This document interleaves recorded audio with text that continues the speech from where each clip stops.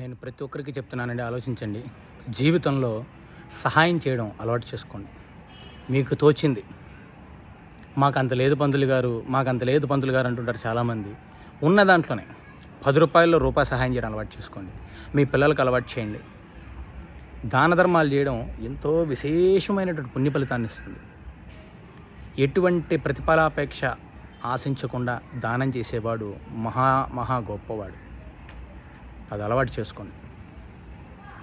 అది మీ పిల్లలకు అలవాటు చేయండి. ఎందుకంటే దాని వలన ఆ పుణ్య ఫలితాన్ని 10 తరాల పాటు అనుభవిస్తారు.